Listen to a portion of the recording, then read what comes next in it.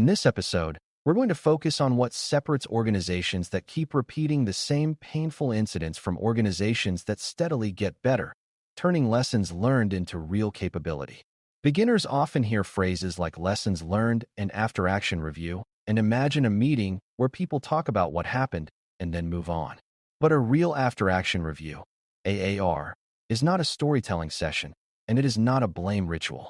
It is a disciplined process for converting a chaotic event into usable knowledge, and then converting that knowledge into specific improvements that make the next incident smaller, shorter, or easier to manage. Without that follow-through, incidents become exhausting because every new incident feels like the first time. With follow-through, each incident becomes an investment in readiness, even if it was unpleasant.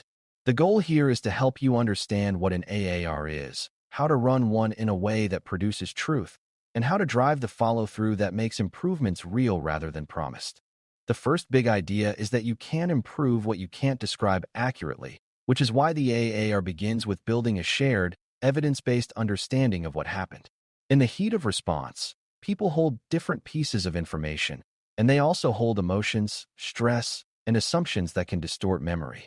An AAR works best when it is grounded in records, like timelines, task tracking notes, communication summaries, and key evidence points that were collected during the incident. This doesn't mean the AAR becomes a technical deep dive. It means the conversation is anchored to facts rather than impressions. If you skip this anchoring, the review becomes a debate about what people think happened, and the loudest voice often wins, which creates false lessons. A strong incident leader protects the AAR from that by insisting on clarity about what is confirmed, what is inferred, and what is unknown. This approach also reduces conflict, because people are less likely to argue when the review is guided by shared evidence. A useful way to understand an AAR is to think of it as answering 4 practical questions in a disciplined order.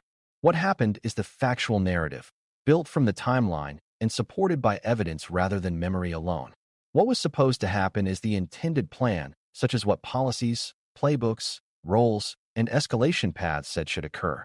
What actually happened compared to that plan reveals gaps, which are the differences between the intended response and the real response. What should change next is the improvement plan, which must be concrete and owned. You do not have to treat these as a formal template, but you do need that flow because it prevents jumping straight into blame or jumping straight into solutions without understanding the real causes. Beginners often want to skip to fixes because it feels productive, but fixes that do not match the true failure points often create new problems. The AAR's job is to identify the failure points precisely so the fixes actually matter. One of the most important distinctions in AAR work is the difference between root cause and contributing factors, because incidents rarely have a single simple cause. Root cause is the underlying reason the incident was possible, such as a vulnerability that was not patched, access that was too broad, or monitoring that failed to detect early signs. Contributing factors are the conditions that made the incident worse or harder to handle, such as unclear roles, delayed escalation, poor logging coverage, or inconsistent communication. A common beginner mistake is to treat the first thing they notice as the root cause, like saying a phishing email caused the incident, when the deeper cause might be weak identity controls or lack of training. Another common mistake is to focus only on technical causes and ignore process causes, like handoff failures or missing pre-approved decisions. A mature AAR looks at both, because technical issues and process issues interact. For example, weak logging might not cause the initial compromise, but it can cause delayed detection and expanded damage. The exam often rewards this kind of balanced thinking because it reflects how real improvement happens. Psychological safety is essential to making AAR findings truthful, because people won't share mistakes or uncertainty if they fear humiliation. Incidents are stressful, and responders often make decisions under partial information, so some mistakes are almost inevitable. If the AAR becomes a blame session, people learn to protect themselves rather than protect the organization, and that destroys learning. A good incident leader sets the tone by focusing on systems and decisions rather than personal attacks, and by separating the review from performance evaluation. That does not mean accountability disappears. It means accountability is handled thoughtfully and based on evidence, not on emotion. It also means the leader encourages honesty about what was confusing or unclear, because confusion is a critical signal of where readiness is weak. When people can say, "We didn't know who could approve isolation," or "We didn't know where the source of truth was," you have discovered a real improvement target. Without psychological safety, those truths stay hidden and the same failure repeats. Now let's talk about the most common trap, the AAR that produces a long list of lessons with no follow-through. This happens when improvements are vague, unowned, or disconnected from measurable outcomes. For an improvement to become capability, it must be converted into a specific action, assigned to an owner, and given a realistic deadline. It should also include a definition of done, meaning what completion looks like in verifiable terms. For example, improve logging is vague, but enable and validate logging coverage for critical authentication events across identified systems is more concrete. Update playbooks is vague, but revise the account compromise playbook to include specific escalation triggers and communication approval steps is more actionable. The leader's job is to prevent the review from ending with hopeful statements and to insist on an action plan that can actually be executed. This ties back to incident tracking and ownership skills, because follow-through is essentially an incident-style task list, just for improvement work. If the organization can manage an incident task list, it can manage an improvement task list, but only if leadership insists. A useful way to choose what to fix first is to prioritize improvements by impact and recurrence. Some gaps are annoying but minor, while others can cause major harm if repeated. Some gaps are rare, while others occur in almost every incident, like unclear handoffs or inconsistent status updates. A mature approach prioritizes improvements that reduce the most damaging outcomes and that appear repeatedly across events.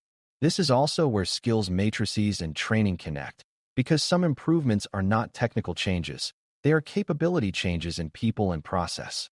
If the AAR shows that escalation was delayed because people didn't understand triggers, the fix might be training and a just-in-time refresher, not a new tool. If the AAR shows that recovery was slow because asset ownership was unclear, the fix might be improving asset visibility and ownership records. When you prioritize this way, you avoid chasing interesting but low-value changes. The exam may test this kind of prioritization indirectly by asking what should be done after an incident, and the best answer often focuses on high-impact, repeatable improvements. Follow-through also requires measurement, because without measurement you cannot tell whether the capability improved. Measurement does not need to be complicated, but it needs to be meaningful. If you improve backups, you can measure whether restore tests succeed and how long critical services take to restore. If you improve logging, you can measure whether key systems produce the needed events and whether timeline building becomes faster and more accurate. If you improve communications, you can measure whether updates are consistent and whether stakeholders report fewer contradictions and fewer surprises. Measurement matters because it protects improvements from becoming check-the-box work, and it provides evidence that investments are paying off. It also supports future decision-making, because leaders can justify continued readiness work when they can demonstrate that it reduces incident impact.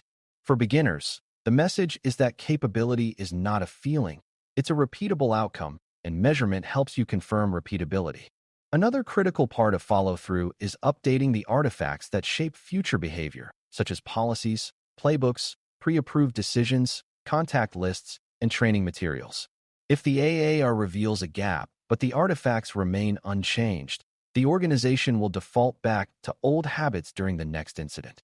Updating artifacts is how you encode learning into the system so that new team members and future responders inherit better guidance. This also reduces reliance on individual memory, which is unreliable under stress. For example, if the AAR shows that evidence handling was inconsistent, the playbook should be updated to include clear evidence preservation expectations and who owns that function. If the AAR shows that handoffs failed, the process for shift change should be clarified and practiced.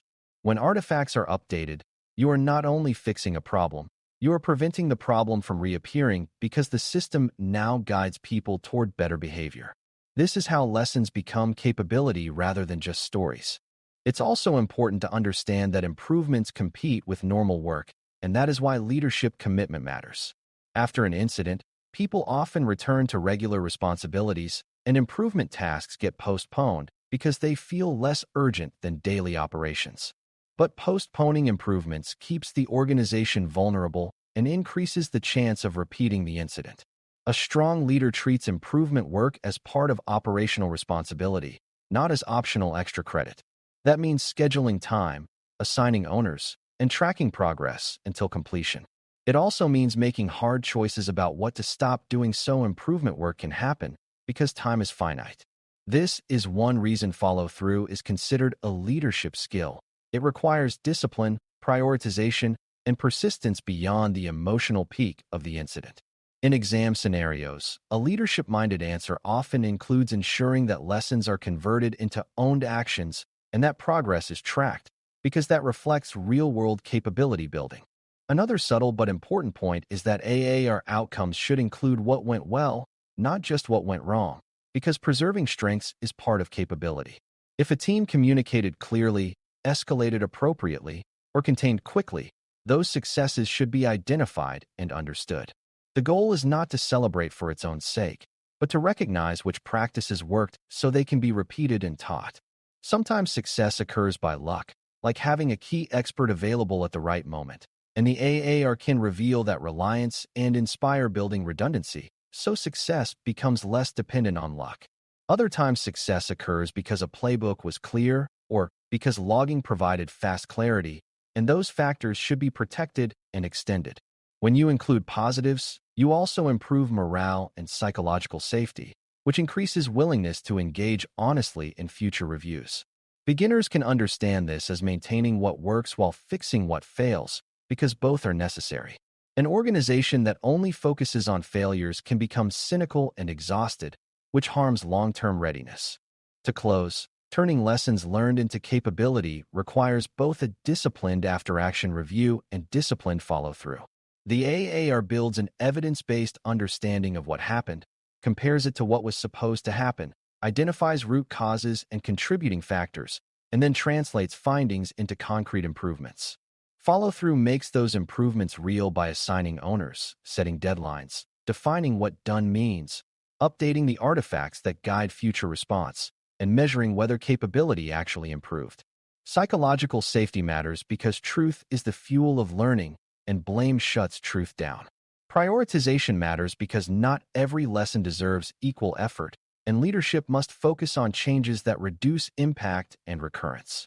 When you treat each incident and each exercise as an opportunity to strengthen the system, you build an organization that responds with more clarity and less chaos over time.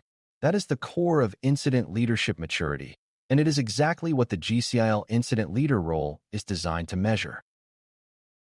Thanks for listening. For more audio courses, daily newsletters, and more, please visit baremetalcyber.com.